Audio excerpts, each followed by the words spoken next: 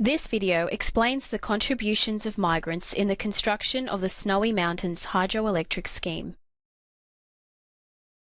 The Snowy Mountains scheme is one of the largest and most complex hydroelectric and irrigation networks in the world. It consists of 16 major dams, a pumping station, 7 power stations, 2 of which are underground, and 225 kilometres of tunnels and pipelines. The Snowy Mountains are located in southern New South Wales near Canberra. They form part of the Great Dividing Range and contain 5 of Australia's highest mountains. The alpine environment of the Snowy Mountains is characterised by extremely rugged terrain and freezing winter temperatures, making construction of the dams very difficult. The aim of the scheme was to provide water for dry inland plains and to generate electricity for southeastern Australia. The red labels show the 12 tunnels that divert water from the Snowy and Tumut rivers under the Great Dividing Range and into the Murray and Murrumbidgee rivers. The project was officially opened in 1949, as this image shows, and would take 25 years to complete.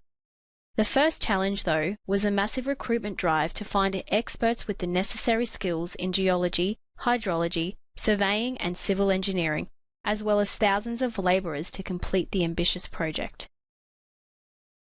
Over the 25 years of the scheme, a workforce of 100,000 worked on the project.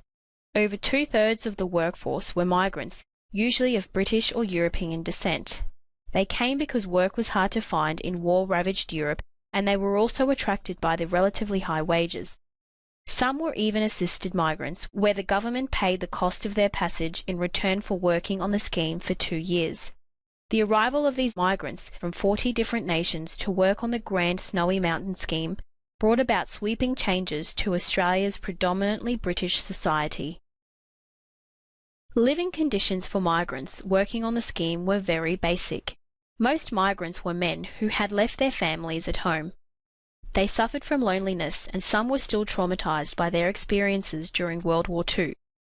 Migrants were often taken straight to the workers' camps within a few days of arriving in Australia, giving them no time to adjust to their new environment. Temporary timber housing was constructed, like that shown here, but it was inadequate for the harsh alpine climate. Walls were thin, there was a lack of blankets, and heaters were considered a fire risk. There were thousands of men living in large, open barracks, all from different cultures and speaking a variety of languages. In these post-World War II years, migrants from the different European cultures were expected to assimilate into Australian society. This means that they were expected to merge into Australian culture and speak English, and leave behind their own culture and language. Despite this melting pot of nationalities, which included former soldiers who had fought on opposite sides during the war, a general feeling of camaraderie was established by the migrant workers who had come to Australia seeking a fresh start in life.